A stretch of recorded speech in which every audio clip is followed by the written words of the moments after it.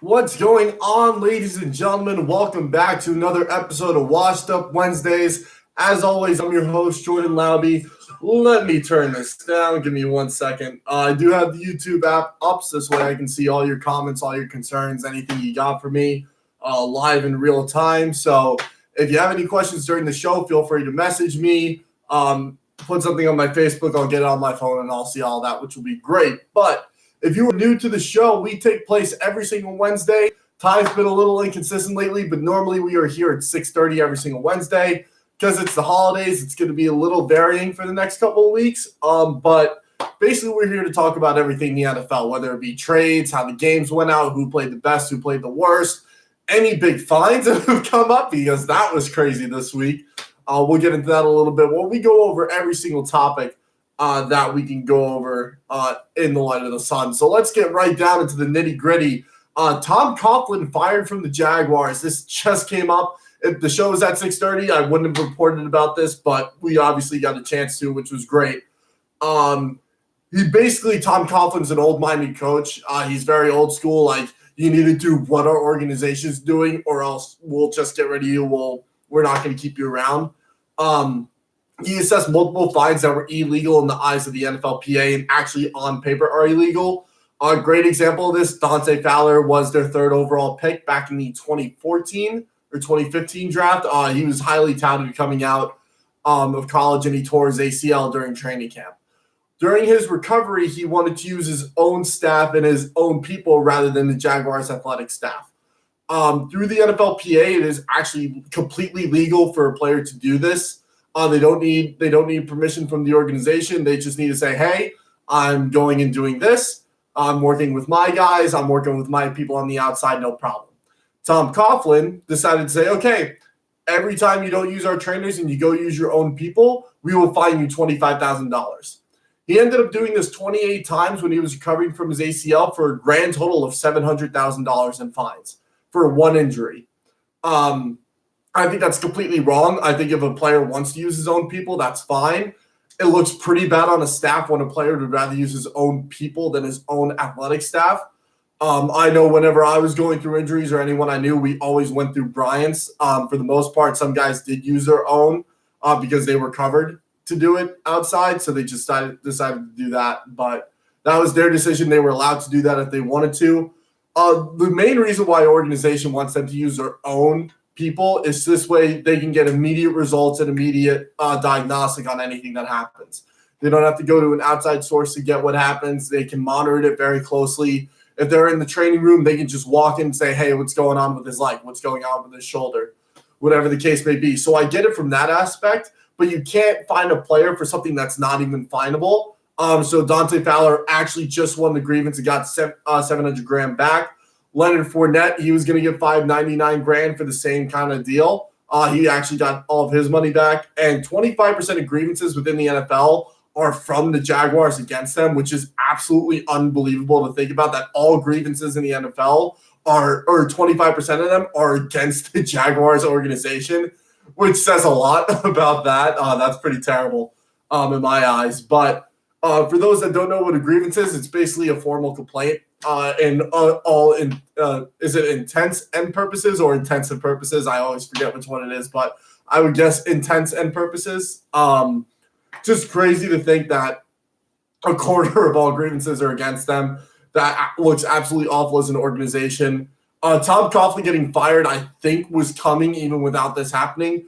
Granted, he did build the squad that brought them to the AFC Championship. He wasn't able to keep them around, which says a lot when you have Jalen Ramsey, who was the 4th or 5th overall pick in 2016, and Dante Fowler, who was the 3rd overall pick in the draft before, not wanting to stay. And then the draft before that, you lose Blake Bortles, who was your 3rd overall pick and does nothing with his career and is now a backup for the Rams. Just a very, very bad look for the Jaguars as an organization. A lot of their first-round picks have left, and they haven't been able to retain a whole lot of players throughout the process. And all this grievance stuff comes up. So not a good look for the Jaguars at all. Maybe getting rid of Coughlin is the best thing they can do. I'm pretty sure I said Mike Tomlin at some point. I all meant Tom Coughlin. He's the VP of player affairs and all their organizational stuff there. So Hopefully they can figure something out with the NFLPA and say, hey, what can we do moving forward to remedy this? How can we fix everything that's going on and see what happens there? Player news, as far as stat goes, a lot of big records broken this weekend. Michael Thomas inching even closer to the receptions record and could even break the receiving yards record. He would need 150 yards and change in the next 2 games each in order to break Calvin Johnson's record. So hats off to him if he does that. But he needs only 11 catches to break Marvin Harrison's record, and he's averaging almost 10 a game. So he can definitely get that. But the big records that were broken this week, Lamar Jackson broke the rushing yardage record held by QB, which is from last week, our boy Michael Vick, who we were talking about. But Lamar Jackson, hats off to him. He's over 1,100 yards. Let's put it this way. In 15 weeks, he's ran for 1,100 yards. Tom Brady has ran for 1,070 in his career. In 20 or 21 seasons, however long he's been playing. Been playing since 2000, so 19 seasons. Same difference. But yeah, crazy to think about that he has broken the rushing record already, and he still has 2 more games to go. We'll probably rest one of those games as long as they win next week. They lock up the first seed in the AFC and will most likely get benched that last week. I believe they play the Steelers that final week. So good job, Lamar Jackson, getting after it and breaking the record. Drew Brees, another record breaker, career touchdown passes. He broke Peyton Manning's record. He's now at 540. Guy's an absolute stud. I don't know how he's never won MVP. He does have a Super Bowl MVP and has won one. He's only been to one, though, but maybe this year they'll get back there. Drew Brees is absolutely dominant. I think if he doesn't play in the same era as Peyton Manning or Tom Brady, he wins a lot more MVPs, and he's up for debate if he's the GOAT, whether it's between him and Tom or him and Peyton. Whatever the case may be, he could easily beat out even Joe Montana, which everyone will attribute Super Bowls to a player's GOAT status. Obviously, the argument is Brady's the GOAT because he's won 6 rings. I do agree with that. I do think Super Bowls do play a big part of it. And yes, Super Bowls are a team collective achievement. But when you're a quarterback and you win 6, like that says something, and you're the Super Bowl MVP in 4 of those, that's pretty outstanding to do that. And you've won MVP 3 or 4 times throughout your career as well. I think that also says a lot about Brady as a player. Peyton Manning went to 4 Super Bowls, I believe. He went to 3. He went to 3. Went to 2 of the Colts, won the first one, lost the second, but then won. Oh no, yeah, he went to 4. Lost 1 with the Broncos and 1 with the Colts, and then won with the Colts and the Broncos. So, it's 3 GOATs all playing in the same era, which is absolutely unbelievable to think about. Good job by those 3, especially Brees, who just broke the record.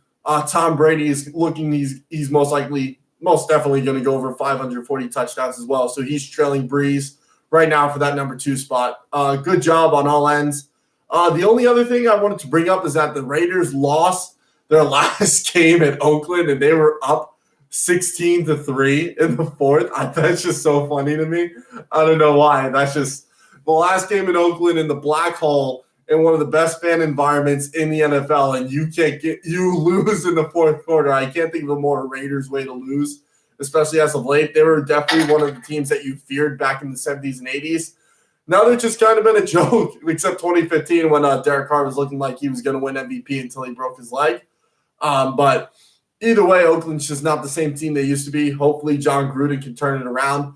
It looked like earlier this year they could have been a playoff contender, but they just had a very tough second half of the season schedule. So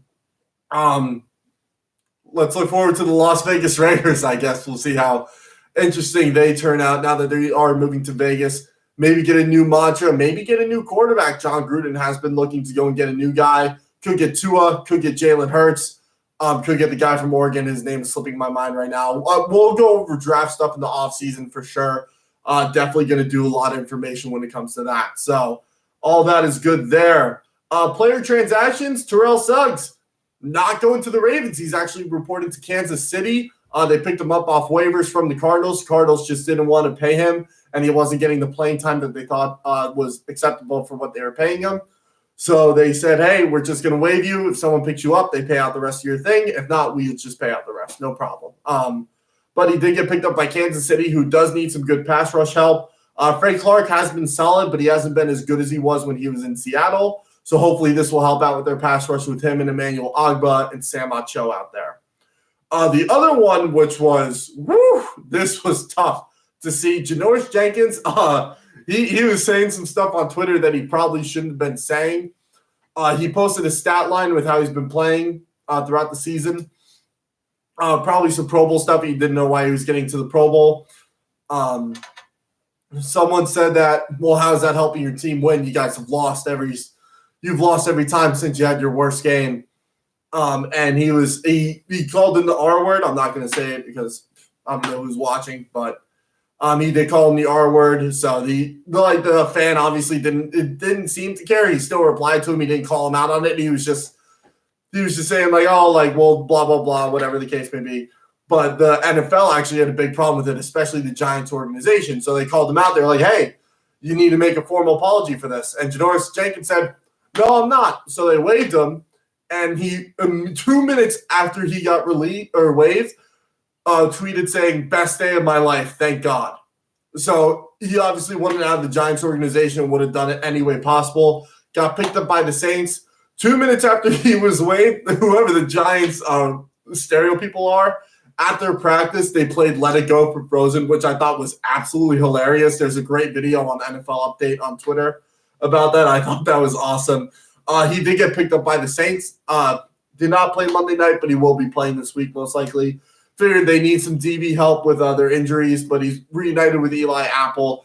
They are now 4 solid corners, 5 if you count Chauncey Gardner, who's really a safety who can play in the box and play nickel if you need to, but they're stacked in the secondary. Saints looking much better on defense than they have in the past. Getting to suspensions, Josh Gordon suspended again. That's a tough look. Kareem Jackson got suspended for 2 games for substance abuse as well. Josh Gordon suspended indefinitely for substance abuse. So probably bye-bye to Josh Gordon's career. Who knows? Maybe he'll come back this time next year. I have no idea what's going to happen with him. Just easily could have been a top 10 receiver throughout his whole entire career, constantly in the NFL. We saw it when he was young. He's still 28 years old, so he does have time left, but his prime years are definitely gone. He's not the same player he used to be, but tough look for Josh Gordon. Hopefully he gets the help that he needs. Hopefully can recover from the disease that he has and go forward with that. Going into IR, guys who are out for the year. Matt Stafford, he's on IR for his broken back. He's done. AJ Green says he's done for the year. Was making a lot of good progress with his ankle, but then said, I'm not 100%. They've been toying with that idea for a month now. It's just been bad luck.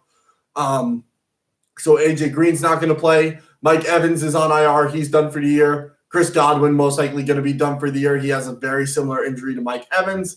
And Evan Ingram's going to need surgery, so he is done for the year as well. There's a couple of other guys on IR that I just didn't have time to note. So you can look at all that up yourselves, but those are some big names that are hitting the IR, especially Stafford and AJ Green hitting definitely the latter half of their careers. It'll be interesting to see what happens with them. Stafford is one of the highest paid quarterbacks in the league. Obviously, the Lions are going to keep going with him. AJ Green might get franchise tagged this year, so we'll see what happens with him. He says he's completely fine getting franchise tagged. He understands it. It's not his number one option, but he gets it. He's been injured like crazy the past 2-3 years. He wants to come out fully healthy and be able to prove himself for a contract to end his career on. So that's that for the news. Let's get into the Pro Bowl. A lot of you saw what the Pro Bowl votes are. A lot of snubs. I have a couple of guys for each position I want to go through. Definitely some guys in the Pro Bowl who should not be in the Pro Bowl. I get it's a popularity vote, and I get the all-pro first and second teams is a lot more important. But the Pro Bowl should be about who's actually performing well and who we want to see. This is supposed to be the best of the best going at it. And I know it's not what it used to be, because it used to be when the season was over, it was everyone's last licks of the season. They would go hard. They would play hard. And now that it's been moved before the Super Bowl and all their bodies are beat up from the year, they just take it easy. The intensity has gone up a little bit. They're definitely not as lax as they used to be. They used to do laterals on almost every single play, and guys would just jog. Now you see a lot more running. J.J. Watt made a huge hit a couple of years ago in the Pro Bowl, which is pretty sick. But either way, just not a real game. But either way, guys who are performing well should be represented in this game, which is fact. Like that's just how it should be, even though it's a popularity contest. Let's go through the Pro Bowl snubs, because I got a good amount. The quarterbacks, I think Kirk Cousins should have been in over Aaron Rodgers. He's beating him in almost every single category. Yeah, he's got a little bit better of a supporting cast, but he doesn't nearly have the offensive line that Aaron Rodgers has, and not nearly the same talent level. But Kirk Cousins has done everything he needs to do to have his team in the place it's in. The other guy I'm going to put on here, even though I spoke very highly of this guy a second ago, I think Dak Prescott should be in over Drew Brees. Drew Brees has played 5 less games, and Dak Prescott, I'm going to say it up front, he's had an MVP season that if other guys weren't performing as well, he would be in the conversation. Granted, his team is 7-7, and they're sitting at the top of a bottom barrel. It's just he's doing a lot. He's playing a lot better than what a lot of people thought he would play, and I think with the stats he's done and how he's actually performed, and the fact he has the most efficient offense in the NFL when he's playing, should give him the hand over Drew Brees. Also, he was on the injury report for the first time in his career, Dak Prescott. So that's also interesting thing to bring up. Getting to halfbacks, I think Chris Carson should be in over Ezekiel Elliott. Chris Carson has been much more consistent. He has better yards per carry. He has a little bit less on touchdowns and a lot more on fumbles. He actually leads all running backs in the fumble category. But, he has helped that Seattle offense turn and be really good, turning back into that run-dominant team that we saw when Marshawn Lynch was there, and he's been the perfect plug to kind of bridge the gap. It might even be their long-term solution at running back. I think if he doesn't break his leg his rookie year, he's even better now than what he is. So Chris Carson, I think, should definitely be in over Zeke. Zeke has struggled immensely in the run game. He's done much better in the pass game than he has in years previous, but Chris Carson, I think, has just been a much more complete player and should definitely be in over Zeke. The only other one for running back I have, I think Josh Jacobs should be in over Mark Ingram. I wasn't entirely sold on Josh Jacobs as a running back coming out of college, but he has definitely performed in John Gruden's offense in Oakland. He's done a great job.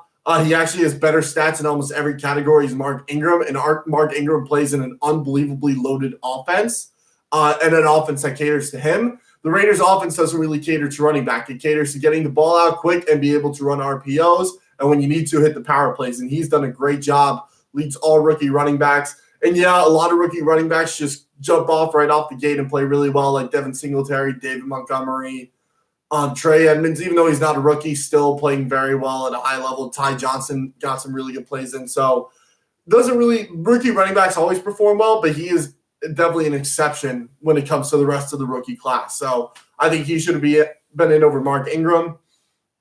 Going into wide receivers, 100% DJ Chark should be in over Jarvis Landry. Yes, Jarvis Landry has a few more catches and a few more yards, but if you look at the yards per catch, DJ Chark is blowing him out in every category, and he hasn't had the same quarterback throughout the season. Yes, Gardner Minshew and Nick Foles have switched on and off, and it's mostly been the Minshew magic show.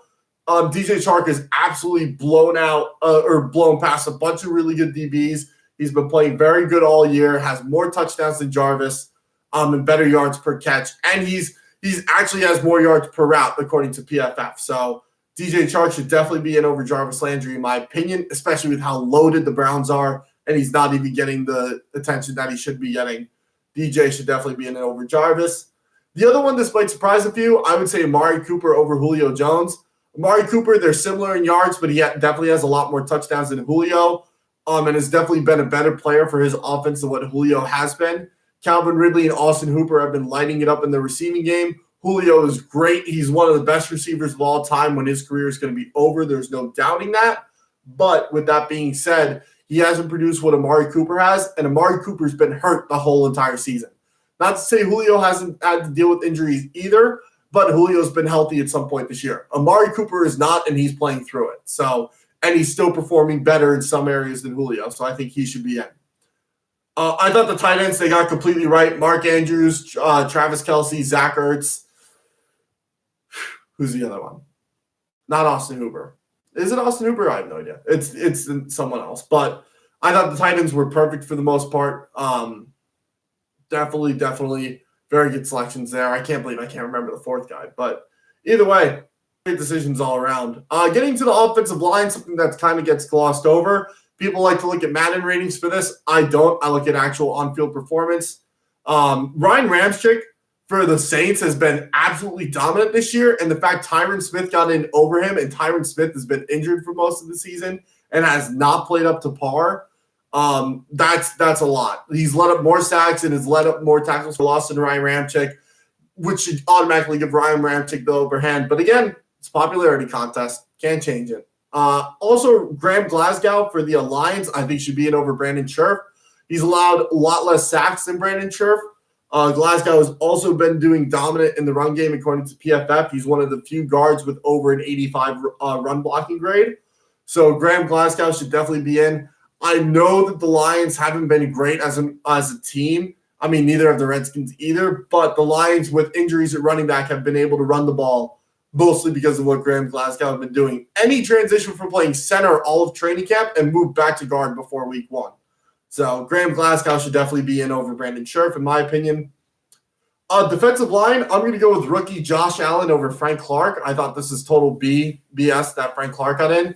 Definitely not the same player he used to be. Josh Allen has over 10 sacks this year with Yannick Ngakoue and Calais Campbell getting reps over him, and he's still been able to perform at a high level. Definitely getting overshadowed by the looks of Brian Burns and Nick Bosa, but he has definitely had a very underrated season at the defensive end spot. I think he should definitely be in over Frank Clark. This one might surprise a few people, but Eric Armstead, I think, should be in over Fletcher Cox. If you look at stats, Fletcher Cox obviously has worse stats than Eric Armstead. Eric Armstead from the edge and inside, which is very, very rare to see in the NFL. A guy who can rush from the edge and rush interior and do it at a dominant level. Calais Campbell, we see him do that in Jacksonville. Aaron Donald will sometimes go out to the edge and rush. Cam Jordan sometimes will line up inside and do well. But he has 10 sacks. And in a defense that's loaded with talent in DeForest Buckner, D Ford, and Nick Bosa, he's still finding ways to get sacks with all of them also stealing some limelight from him. So I think he should be in over Fletcher Cox, not only from a stat level, but a defensive production level. Fletcher Cox's play has been down this year, and that shows the Eagles' defense has not been the same since his production has gone down and he's seen more attention. So I think he should definitely be in over Fletcher. Getting into linebackers, I think Joe Schobert should be in over Darius Leonard. Darius Leonard has not played good at all this year. He's actually dealt with some injuries. Besides the 2 picks and the pick 6 he had against the Bucs, Joe Schobert has had a much more dominant season than Darius Leonard. He's been super consistent. He's up near the top for total tackles, so definitely him over Darius Leonard. The other one I'm going to put in is Bud Dupree. I think should be in over Von Miller. Von Miller has not produced the same amount of stats that he has in years past, and Bud Dupree is having an electric season. Yes, TJ Watt is as well, which is giving him a lot of more pressures for Bud Dupree because they got to worry about TJ, which frees him up. But Bud Dupree is a much better player than people give him credit for. He's been absolutely dominant off the edge this year. 9 sacks, 5 forced fumbles. He also has an interception, and he's top 5 in TFLs in the league. So give it up for Bud Dupree. He should definitely be in the Pro Bowl. Going to try and speed this up a little bit. Jair Alexander should definitely be in over Jalen Ramsey. I think that's total bull that he's not. Jair has had a much more dominant season and is constantly locking down number 1 receivers. The only guy who really burnt him was Amari Cooper. Jalen Ramsey's getting burnt all season ever since he came to the Rams by rookie receivers and veteran receivers alike. He has not been the same. That's a conversation for another day about how bad Rams DBs are.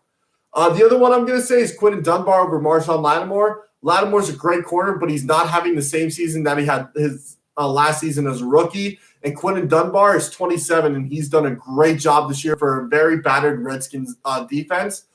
He's made a lot of plays, a lot of pass deflections. Not as many interceptions as you want to see, but he is definitely putting his nose to the football. He's forced a couple fumbles as well. So give it up to Quinton Dunbar. And he's made some plays in some critical situations as well. So he should definitely be in over Marshawn.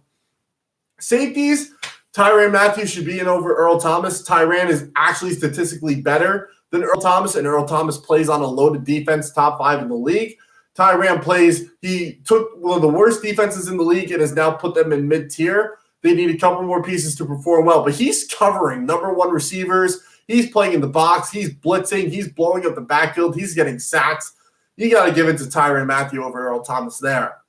The other one I'm going to put in, same division, Anthony Harris should be in over Eddie Jackson. I think that is total bull that Eddie Jackson's in.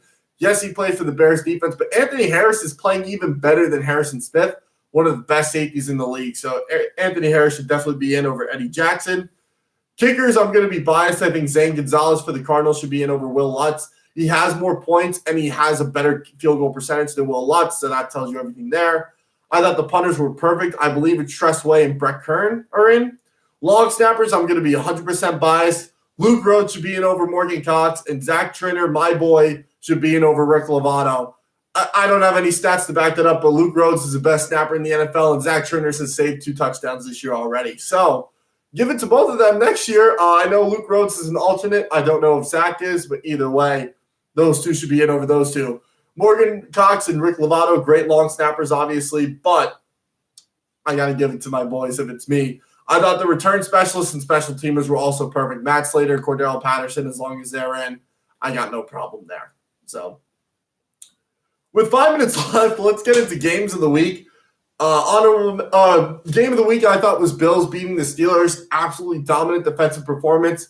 It was low scoring. Devlin Hodges was riding a hot hand. The Steelers are starting to put the pieces together with a bunch of backups. And the Bills said, nah, you need to chill, and came in and absolutely dominated on defense all day long. Great job by Tre'Davious White, absolutely balling out, having the best game of the season so far. Great job there. Honorable mentions, Texans beating the Titans. That was an awesome game to watch. I just think it was poor play clock management by Mike Vrabel towards the end of that game. If the Titans saved their timeouts, they might have a chance later in the game. They had to take a couple of shots late and just couldn't get it there. So that was tough to see there. The other honorable mention, I'm going to give it Eagles beating the Redskins. Just like earlier this year, it looked like the Redskins were going to beat them, and then the Eagles found a way to come back.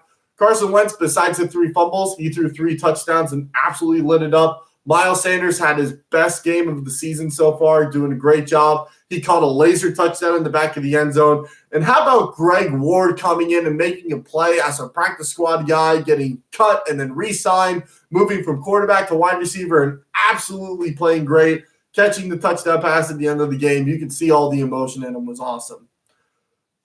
Surprise of the week, I got the Falcons beating the 49ers. I think not having Richard Sherman really affected the 49ers there. Julio Jones, 2 touchdowns, caught the game winner at the end of it.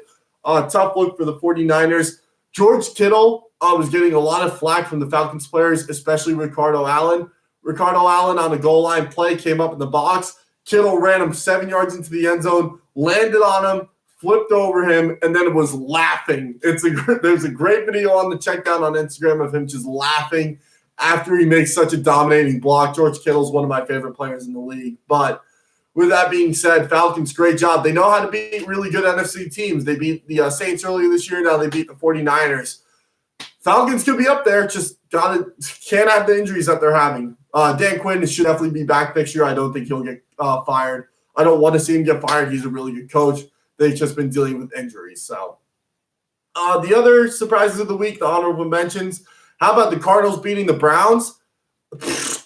I honestly was not expecting them to beat them the way they did. They shut down Odell and Jarvis all day long. Patrick Peterson looked like he was in his prime. Baker had a solid game. Nick Chubb also played very well. It's just they need to finish some drives, and that's a completely different story. 2 Oklahoma Heisman-winning quarterbacks going at it, both first overall picks. That was a great game to watch. And then the Jags beating the Raiders in the black hole I thought was awesome.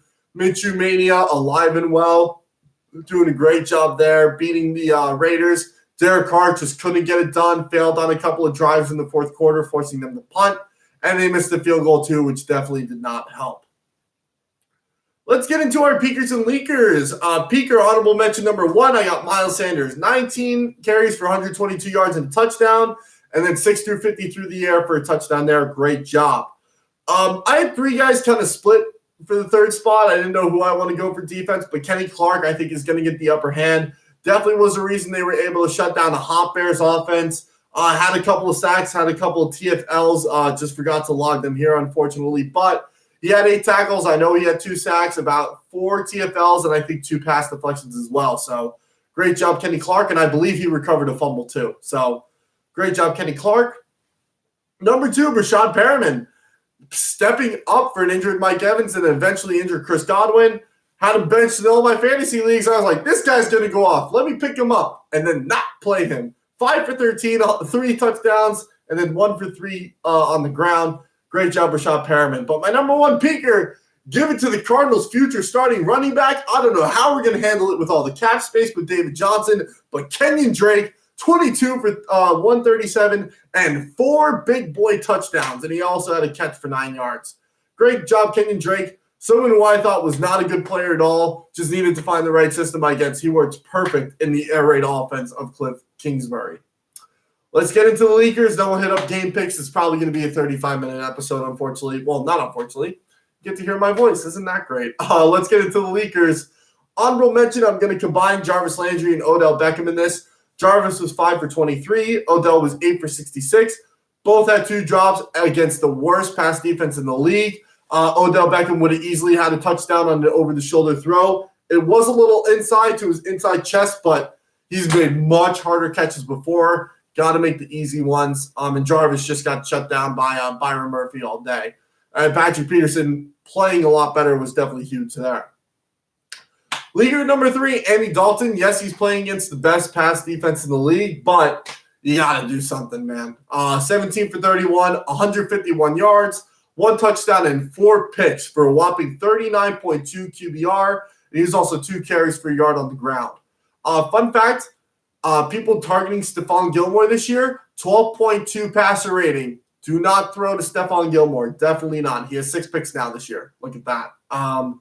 Number 2, someone who's been playing great, but is kind of under the radar because of their defense, Alexander Johnson. Not a funny story. I was going to say funny story, but it's not really funny at all. Coming out of college, he was going to be probably a 2nd or 3rd round draft pick. He actually got charged with rape and was acquitted of rape about 3 years after the charges. So he's a rookie at 27 years old and is absolutely balling out. Did not do good against the Chiefs, though, in the snow. He only had 3 tackles, a lot of blown coverage, a lot of missed tackles, and Travis Kelce just torched him all day long. And he's been playing very good against tight ends, so that was very strange to see.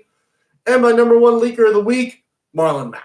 Yes, they're playing the Saints, but they're missing Marcus Davenport, missing a couple of other guys in the defense. Marcus Williams has not been playing the same as he was earlier this year, but did not play well. 11 carries, 19 yards, no catches. Tough look for him. Let's get into the game picks. Week 15, I was 11 for 5, bringing me up to 135, 88, and 1 on the year. We're going to run through this pretty quick. I got all these are three. The first 3 are Saturday games. There's no Thursday night games this week, which is sweet. Texans beating the Bucs on the road. That's going to be a great game, but I think the Texans pull it out and they take full control of the AFC South. I had the Bills beating the Pats on the road. Very interesting to see, but with how the Pats offense has been playing, yes, they turned it on, but they're playing the Bengals, who are hapless. I think the Bills ride a hot hand after beating a good Pittsburgh team. They come into Foxborough, which is a very hard place to win, and they sneak out a win there, giving them the upper hand in the AFC East. That's going to be interesting. 49ers are going to beat the Rams. They're going to lock up most of the NFC East there, seeing how a couple of other games play out. I have the Falcons beating the Jags. They keep riding that hot hand, see how they play out. I have the Dolphins beating the Bengals. That'll be a fun one, but that'll give the Bengals a lockup for Joe Burrows in the draft. Ravens are going to beat the Browns on the road. I think they're a much better team than they were week 4. I have the Saints beating the Titans on the road. That's going to be fun to watch.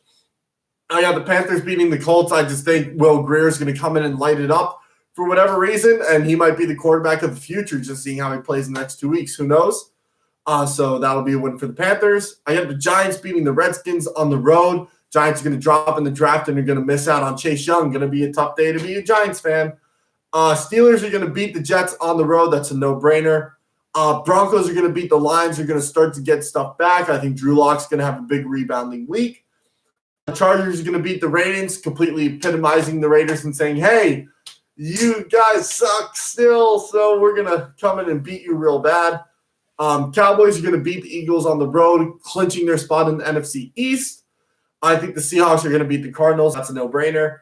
I have the Chiefs beating the Bears on the road on Sunday night. And then Monday Night Football, the Vikings are going to beat the Packers in the Vikings Dome. I don't know what their stadium name is, but I have the Vikings beating the Packers, making that NFC North race even tighter.